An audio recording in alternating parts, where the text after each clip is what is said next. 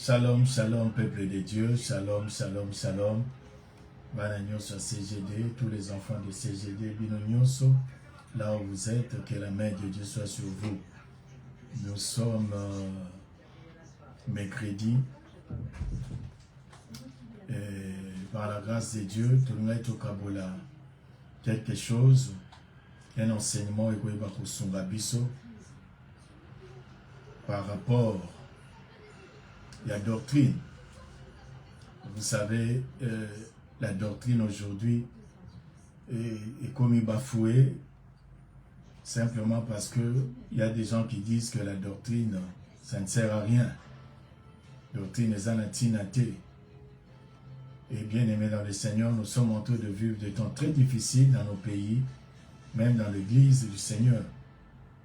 Parce que on nous a appris que le fait que enseignement ça soutient dans l'église Nabiso, nous avons des chrétiens faibles, nous avons des chrétiens qui peuvent être facilement entraînés dans Makambo à solo te bazo kanisa à solo. Voilà pourquoi avant de commencer, étant notre Père et notre Dieu, par Jésus-Christ notre Seigneur et Sauveur, nous nous approchons de toi. Accepte, Seigneur, de nous accompagner par ton esprit pour que tout ce qui sera dit en ce moment, Père, apporte la vie, la force et pourquoi pas, Seigneur notre Dieu, l'éclairage dans mon tenion soit Saint-Esprit de Dieu, prends le contrôle, honore et glorifie Jésus-Christ. Voilà, peuple de Dieu, nous voulons juste parler un peu sur la doctrine. Vous savez que la doctrine est importante. Comme je le disais, il y a des gens qui posent des questions. Par exemple, est-ce que Jésus-Christ est le seul chemin vraiment qui peut amener au ciel? Est-ce que un chrétien doit payer sa dîme? Est-ce que le paradis existe? Est-ce que l'enfer existe? Est-ce que si vous êtes baptisé et que vous n'avez pas cru en Jésus, vous irez au ciel? Ou si vous avez cru en Jésus mais vous n'êtes pas baptisé d'eau, est-ce que vous irez en enfer? Et est-ce que venir à l'église est important? Est-ce que aider les autres, servir à l'église, est-ce important? Être présent à l'église, est-ce important? Est-ce que c'est vraiment nécessaire pour un enfant de Dieu? À son moussala en église. Donc il y a pas mal de questions que les gens se posent, les gens posent. Et j'aimerais juste dire que toutes ces questions, les gens ont bêté. Mais le problème, les gens disent ma réponse. Quelles sont les réponses que les gens reçoivent par rapport à leurs questions? Lorsque vous posez la question si l'enfer existe, quelle est la réponse qu'on vous donne? Lorsque vous posez la question, dois-je payer ma dîme? Quelle est la réponse qu'on vous donne? Donc le problème maintenant, c'est la réponse. Ce n'est pas la question, c'est la réponse. Et c'est là où il y a le problème. Parce que même des éminents serviteurs de Dieu, nous sommes parfois incapables de répondre à toutes les questions. Voilà pourquoi je voudrais dire à l'Église et à vous qui me suivez que la doctrine est importante. Et nous devons faire la différence. Nous avons la doctrine chrétienne et nous avons des dogmes. Lorsqu'on parle des dogmes, ce sont des vérités que chaque église, chaque communauté, chaque religion, comme le lengue na bango kotambolela. C'est ce qu'on appelle dogme. Lorsqu'on parle vraiment de la doctrine, c'est plus que cela. Et ici, nous allons parler de la doctrine biblique. C'est très important, parce que si nous ne comprenons pas ces choses, nous aurons toujours des problèmes dans notre vie, nous aurons toujours des difficultés. Il y a des gens qui disent, non, l'essentiel c'est de croire en Jésus, puis le reste, c'est là, je m'en fous. Non, bien aimé dans le Seigneur. On ne peut pas dire de la doctrine qu'on s'en fout. Non. Donc nous devons faire cette différence. Et ce soir, je vais essayer, par la grâce de Dieu, de nous donner d'abord l'importance de la doctrine. Et si nous aurons le temps, parce qu'on n'a que 30 minutes, nous allons maintenant parler de la charge de la doctrine. Cette responsabilité que nous devons porter. D'emblée, j'aimerais dire, avant que je donne la définition de la doctrine, j'aimerais vous dire que la doctrine repose sur 5 angles. C'est-à-dire lorsqu'on parle de la doctrine chrétienne, elle se repose sur 5 angles.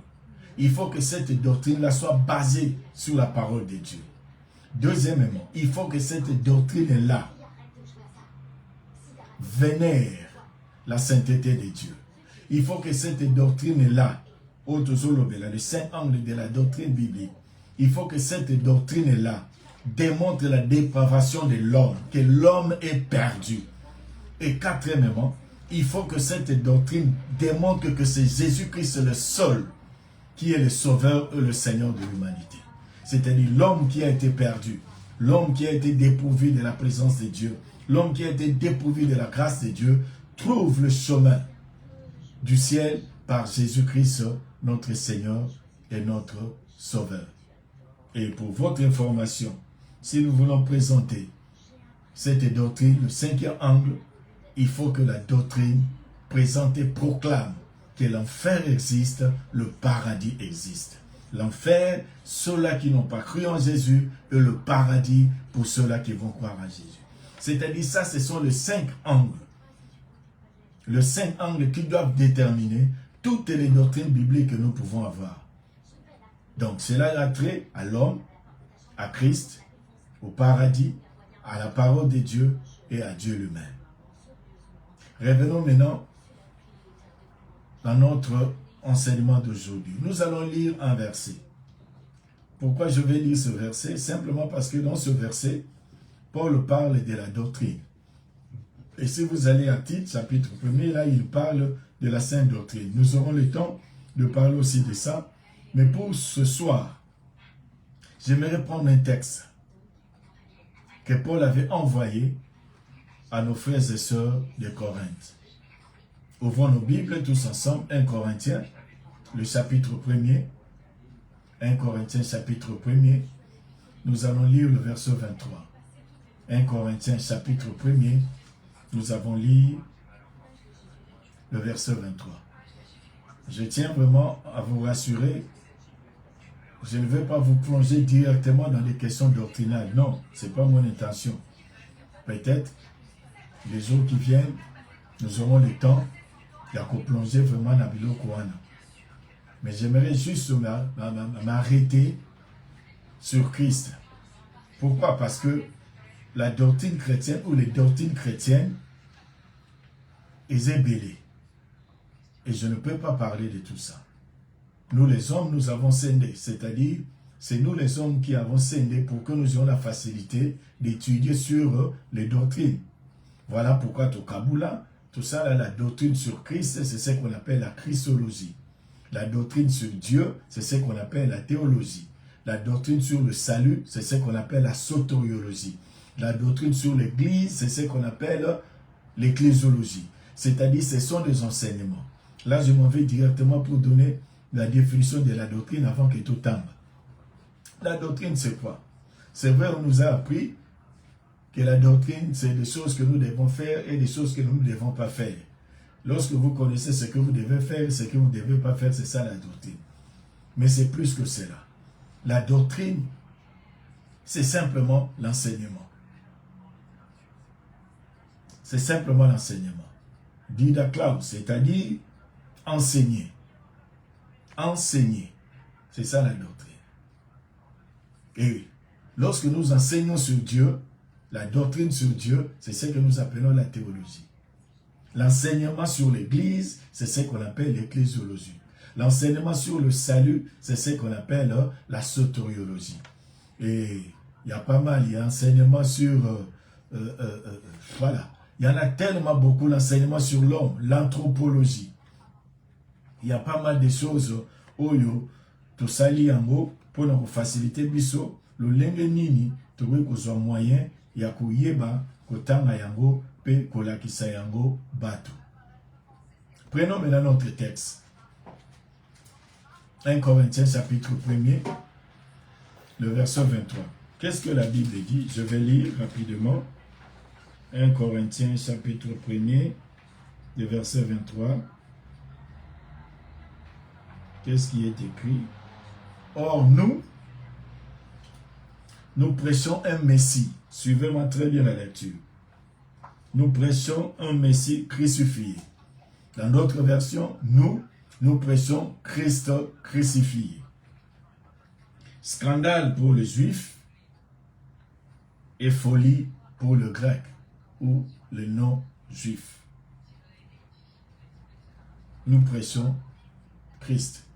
Mais si vous allez dans 1 Timothée, ça je vais expliquer ce texte, mais si vous allez dans 1 Timothée, le chapitre 1 Timothée, le chapitre 3, bien commençons par le chapitre 1er, on va lire le verset 3, 1 Timothée chapitre 1er, le verset 3, écoutez ce que Paul dit. À mon départ pour la Macédoine, j'étais encouragé à rester à Éphèse pour donner instruction à certaines personnes de ne pas enseigner d'autres doctrines. Souligner, de ne pas enseigner d'autres doctrines. Ici, c'est Paul qui parle à Timothée. Il explique pourquoi il a laissé Timothée à Éphèse. Il lui dit, je t'ai laissé là-bas pour que tu instruises les gens à ne pas enseigner d'autres doctrines. C'est-à-dire le problème de la doctrine ou des doctrines est banda kara. Mais ici, Paul déjà disait que je t'ai laissé là-bas pour que tu arranges le problème doctrinaux, parce qu'il y avait un problème de doctrine.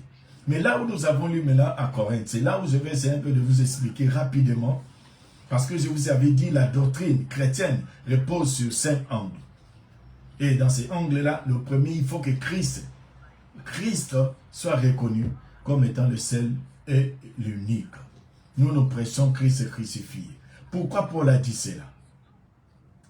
Pourquoi pas nous prêchons Jésus? Pourquoi il n'a pas dit nous prêchons Jésus? Il a dit nous prêchons Christ. Il n'a pas fait allusion à Jésus. Il a dit nous prêchons Christ crucifié. Pourquoi il a insisté sur le Christ et non sur Jésus? Vous devez comprendre que Jésus c'est un prénom. Mais la divinité vient avec le Christ, le Messie, le roi des dieux. C'est lui que Dieu devait envoyer. Le Christ, le roi des dieux, le Messie. Et Paul dit, nous prêchons Christ. Je vais essayer un peu de décortiquer. On va parler sur le nous prêchons Christ crucifié. Donc c'est 4 choses que je vais essayer un peu d'expliquer. D'abord, pourquoi Paul a dit nous et non moi? Il fallait dire moi je prêche. Non, Paul savait qu'il n'était pas le seul. De l'autre côté, il y avait aussi des gens qui prêchaient Jésus. C'était ça la différence. Il y avait des gens qui prêchaient Jésus. Il y avait des gens qui parlaient de Jésus. Il y avait des gens qui honoraient Jésus. Il y avait des gens qui glorifiaient Jésus dans leur bouche. Mais Paul dit nous.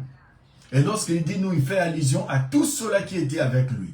Il fait allusion à Timothée, il fait allusion à Tite, il fait allusion à Sila, il fait allusion à Barnabas, il fait allusion à Pierre, il fait allusion à tous ces gens-là que nous savons dans la Bible comme étant les apôtres ou les disciples de Christ. Donc, lorsqu'il dit nous, il fait allusion à tous ces gens-là. Souvenez-vous d'Élie. À un moment donné de sa vie, Élie avait dit, mais Seigneur, je suis resté le seul éternel. On a tué tous tes prophètes, mais Dieu lui a dit, non, Élie. Faites attention, je me suis encore réservé 7000 hommes. Je me suis encore réservé.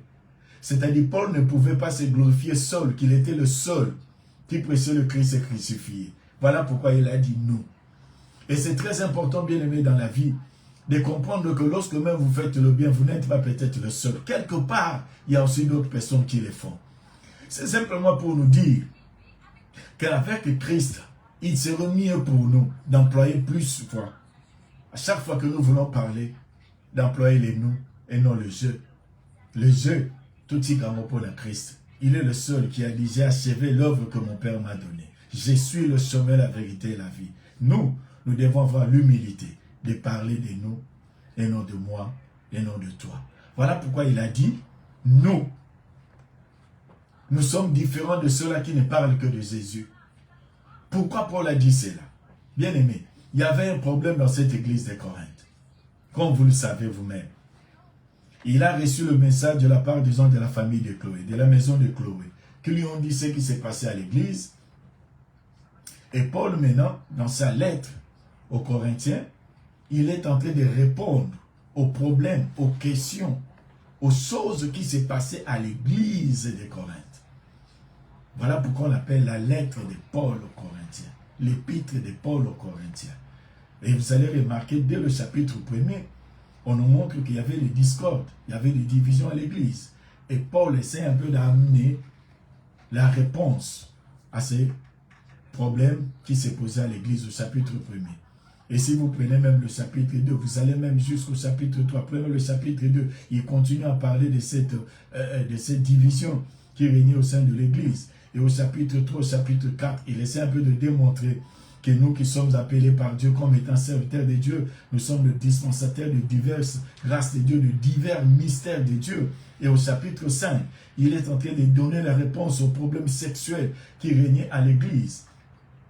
Vous qui avez l'habitude de lire le livre de Corinthiens, et au chapitre 6, il est en train de montrer aux Corinthiens que vous n'avez pas le droit d'aller vous présenter devant le juge païen, vous qui êtes chrétien, et vous voulez que le juge païen vous juge. Et au chapitre 7, il donne une réponse par rapport au mariage et au célibat. Au chapitre 8, il parle de viande sacrifiée aux idoles, c'est-à-dire il répond, parce qu'il y avait déjà une question, il y avait des choses qui s'est passées à l'église. Et au chapitre 8, il parle maintenant de ce viande-là sacrifiée aux idoles. Et si vous allez au chapitre 9, il fait l'apologie de son apostolat. Et au chapitre 10, il nous montre l'exemple d'Israël. Que nous, si nous ne faisons pas attention, ce qui est arrivé à Israël devait nous servir d'exemple. Et au chapitre 11, il nous présente la variété, c'est-à-dire l'élévation de Dieu. Dieu est au-dessus de Christ.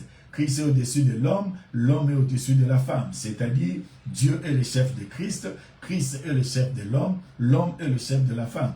Au chapitre 12, il nous parle des dons spirituels. Et au chapitre 13, il nous parle de l'amour. Et au chapitre 14, il nous montre comment nous devons exercer les dons spirituels, comment nous devons exercer les langues. Et au chapitre 15, il répond sur la résurrection. Et vous allez remarquer, du chapitre 1er jusqu'au chapitre 15, le 5 angles que je vous ai parlé de la doctrine, il repose. Ça y est là-bas. Et lorsqu'il dit nous prêchons, nous d'abord, comme je vous avais dit, il y avait d'autres personnes qui ne prêchaient que Jésus. Et Paul maintenant voulait marquer cette différence. Pourquoi il n'a pas dit Jésus? Nous prêchons Jésus. Parce qu'il y avait de ceux-là qui prêchaient Jésus, mais qui n'étaient pas avec Dieu. Il y avait de ceux-là qui prêchaient Jésus, mais qui n'étaient pas encore avec Dieu. Il y avait de ceux-là qui prêchaient Jésus, que Dieu ne connaissait pas. Voilà pourquoi Paul, pour mettre la différence, il dit nous prêchons. Et lorsqu'il parle de prêcher, nous prêchons. Vous savez, tout le monde aime prêcher, proclamer l'évangile. C'est ce qui est demandé à ceux-là qui prient. Mais laissez-moi vous dire, ici à 1 Corinthiens, lorsque Paul dit nous prêchons, ce n'est pas ce que nous faisons lorsque nous sommes devant la chair. Ce n'est pas ce que nous faisons à l'église. Non, bien-aimés dans le Seigneur. Non.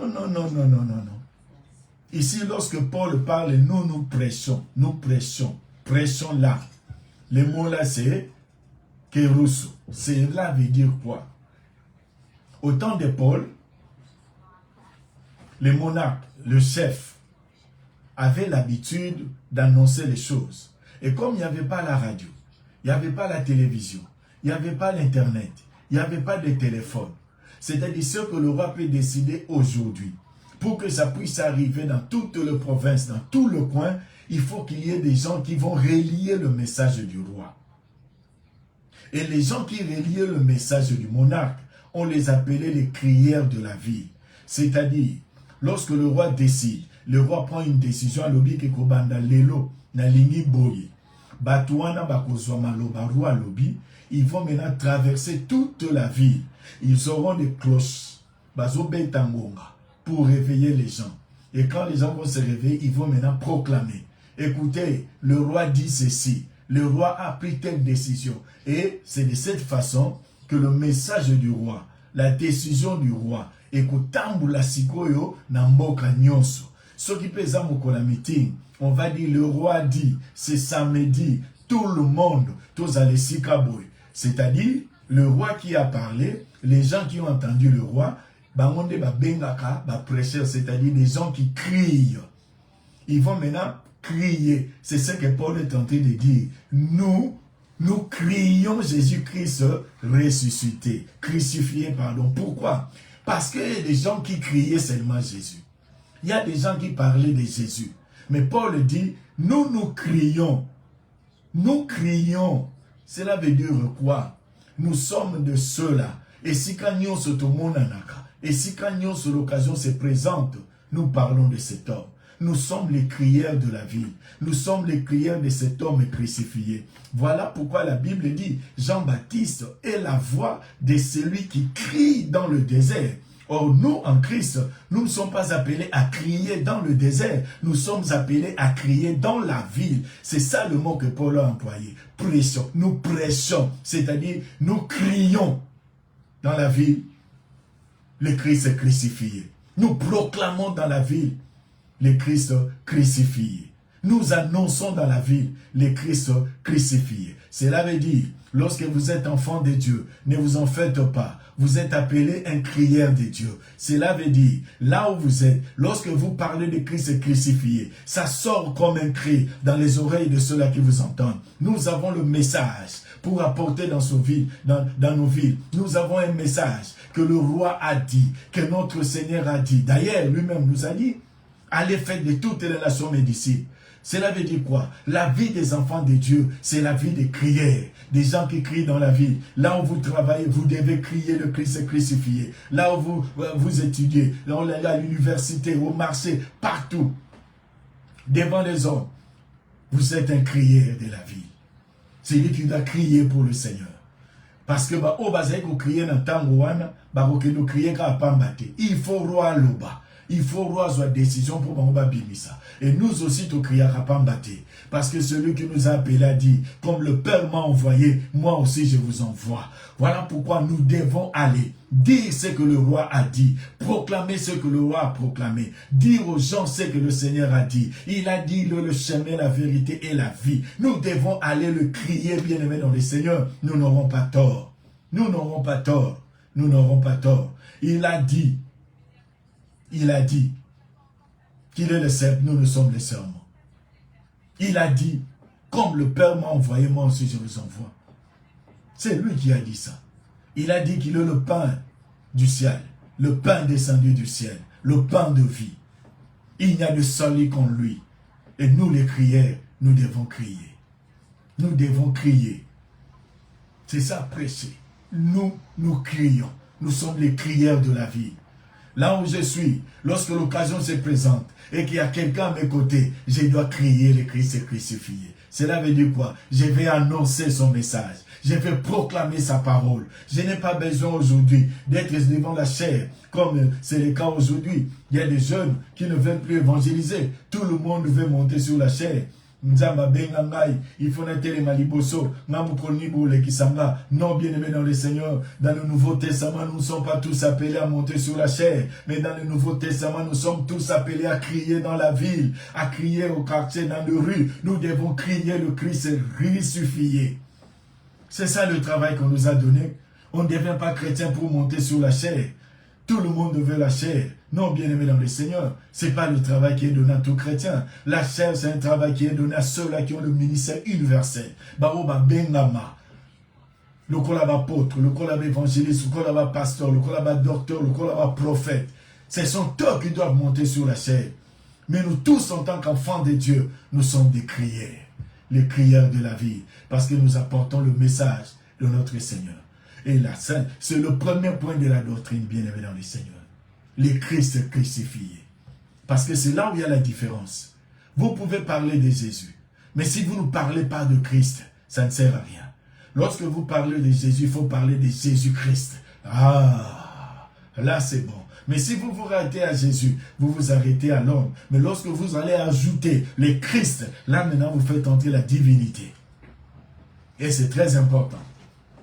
Car celui qui a été crucifié, c'est le Christ. C'est ça que Paul est en train de dire. Et vous allez remarquer dans les épîtres, presque tous les disciples, tous les apôtres, parlaient que de Christ crucifié. De Christ crucifié. Pour faire barrage à ceux-là qui avaient amené la doctrine de Jésus. Jésus, Jésus seul. Jésus, Jésus seul. C'est comme s'ils disaient bien. Peut-être dans leur tête, ils se disaient toujours le bas bien. Mais nous prêchons le Christ. Le Christ. Le Christ. Oui, c'est lui que nous prêchons. C'est Dieu-là qui s'est fait homme. C'est Dieu-là qui a pris notre place. C'est Dieu-là qui a pris nos péchés. C'est Dieu-là qui a payé pour nos péchés. C'est lui que nous prêchons. C'est le Christ qui a porté nos péchés. C'est lui qui a été crucifié. Oui, peuple de Dieu, laissez-moi vous dire, j'ai la joie dans mon cœur. J'ai la joie dans mon cœur, bien-aimé dans le Seigneur. Parce que Dieu a fait de nous des crières. Nous sommes des crières, bien-aimés dans le Seigneur. Cessons de passer nos temps au bisogno surtout à la maternité. Yaya, na vandi na yoboye. Tokutani na na supermarché. Soko kaze monani yaya, na kubeta yo. Car je suis le crière. Je suis le crière de cet homme qui a été crucifié. C'est Christ. Il a été crucifié. Et moi, na kolobara kaka, oye sa lobi. Na kosbikisa kola, oye sa lobi. Et yenda bikisaka. Na koyoka soni te pona lobe na ngoba misusu. Yenda kamolaka. Na koyoka soni te pona lobe na ngoba misusu. Po eza solo. Donc, tant Paul azolo bango, azo sala allusion na bateau ya kala. Roi soka lobi. Alobi na ndako. Ego koma na Kisantu ndenge nini. Ego koma na Bruxelles ndenge nini. Ego koma na Kalamu ndenge nini. Soki bato akende koloba roi lobi bazate. Bakoyoka ndenge nini. Soki batinda mi bazate. Baza wapi. Où sont les crières aujourd'hui?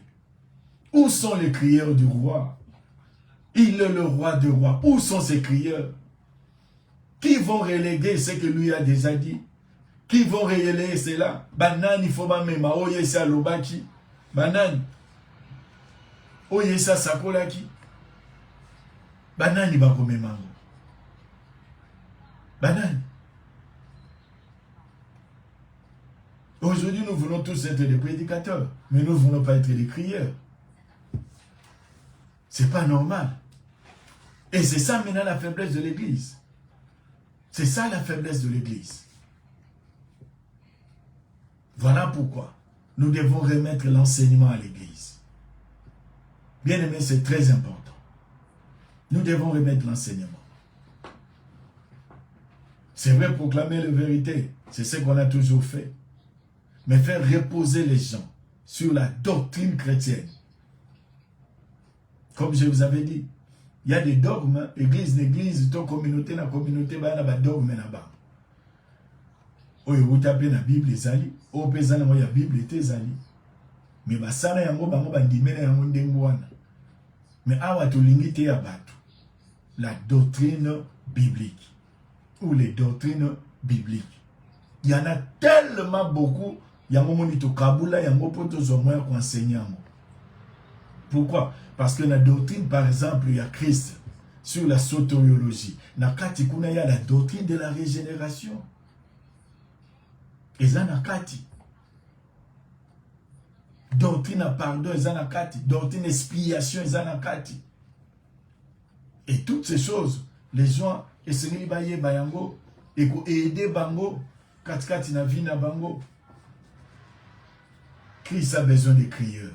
Église, réveillons-nous. Tozo tik espace na bato misusu. Tozo changer l'église. Soit disant abandana ya baleki sangaite. Oh bien-aimé dans le Seigneur, si on pouvait comprendre les choses. Kuna kutuna keka mbala moko.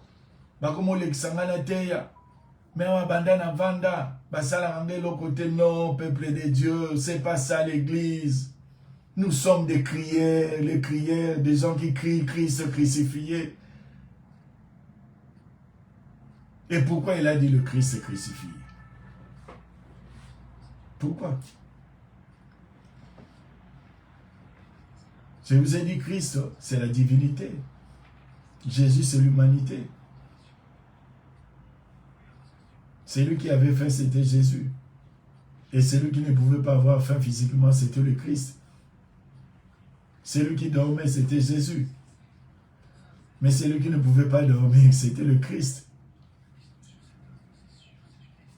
Est-ce que vous comprenez cela?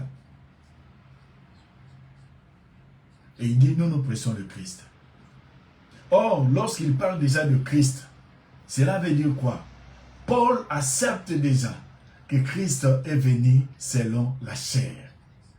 Or, il y a des doctrines qui enseignent que Yesu yaka na nzoto te. Balobaka Yesu yaka na nzoto te.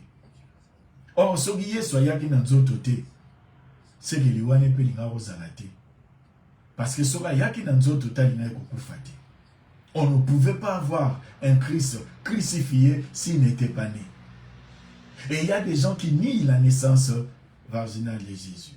Virginale, c'est-à-dire kabotama d'une vierge. Il y a de ceux-là qui nient cela. Mais ils parlent de Jésus. Or, vous ne pouvez jamais parler de Christ si vous ne croyez pas à sa divinité. Donc, les gens qui s'arrêtent à parler de Jésus, sans parler de Christ, ce sont des gens qui nient son humanité. Et puisqu'ils nient son humanité, ils ne peuvent jamais croire à sa divinité. C'est impossible. Voilà pourquoi aujourd'hui, on a des gens, on a des religions.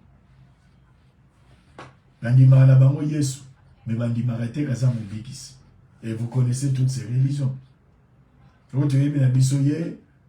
C'est un prophète, c'est un prédicateur, mais s'il faut dire qu'il est le sauveur, non. Pourquoi? Parce que eux, ils prêchent Jésus. Mais nous prêchons Jésus-Christ crucifié. Il faut toujours ajouter le Christ bien-aimé dans le Seigneur pour ne pas tomber dans le piège des ennemis. Toujours. Il y a un moment pour la salle qui différence. Et lorsqu'il dit crucifié, comme je l'ai dit, il y a des gens qui ne veulent pas croire à l'obiamo awa. Pour le juif, c'est un scandale. C'est scandaleux. Pourquoi? Parce que le juif attendait un Messie fort, un Messie victorieux, un Messie puissant. Que tant que Messie wana yé, bango balongwe balongo na boumbo ba romain, balongwe balongo na boumbo ba tunyonso. Et si l'imboka na bango telemi bakomi bien, c'est ce Messie là qu'ils attendaient. Et lorsque le Messie est venu, le roi de Dieu est venu, il est allé jusqu'à la croix mourir. Les Juifs ont dit, mais c'est pas possible, c'est scandaleux. Nous, on ne peut pas croire. On ne peut pas. On ne peut pas. Ce n'est pas un tel Messie que nous avons entendu. Banda bako kona biso, balakaka biso masia. Yeyo, oyo yete, biso tobe kondi mayangote. Voilà pourquoi la Bible dit, il y a un scandale pour Nabam. Mais puisque dans cette ville, il y a des Corinthes, il y avait des Juifs, il y avait des Grecs. Or, vous savez qu'en ces temps-là, les Grecs, c'était des gens intelligents.